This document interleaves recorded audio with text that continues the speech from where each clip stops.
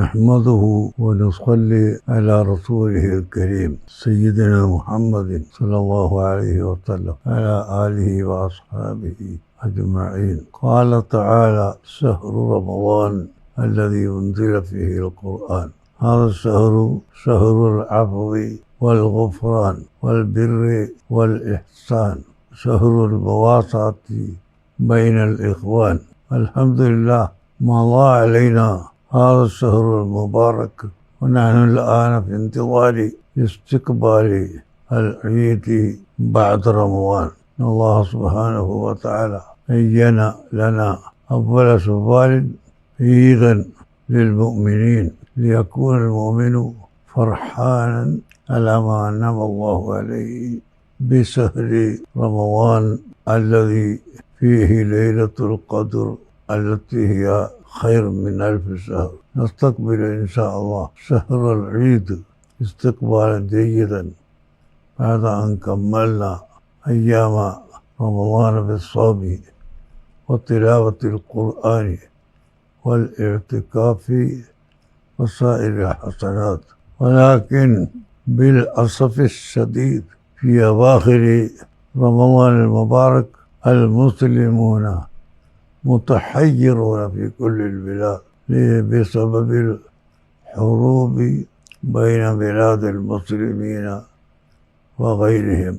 أيها المؤمنون، عليكم أن تكونوا داعين الله سبحانه وتعالى لإيقاف هذه الحروب. اللهم صل على سيدنا محمد وعلى آل سيدنا محمد.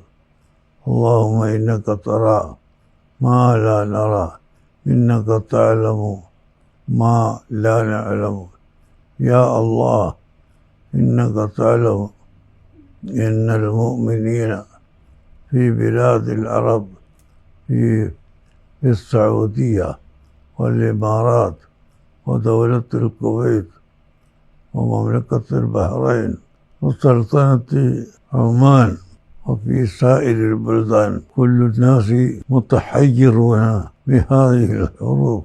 يا الله، إنا نسألك أن توقف هذه الحروب بين بلاد المسلمين وغيرهم. اللهم فرج كروبنا، اللهم شتت شمل أعدائنا يا أرحم الراحمين.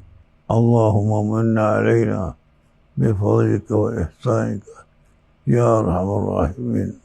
نطلب في هذا الوقت لكل رؤساء البلاد الإسلامية وغير الإسلامية أن تتحدوا على إيقاف هذه الحروب.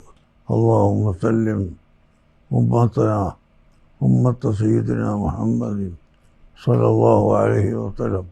اللهم أوقف الحروب، اللهم أعينهم بإيقاف الحروب يا أرحم الراحمين. وصلى الله على سيدنا محمد وآله وصحبه أجمعين، والحمد لله رب العالمين.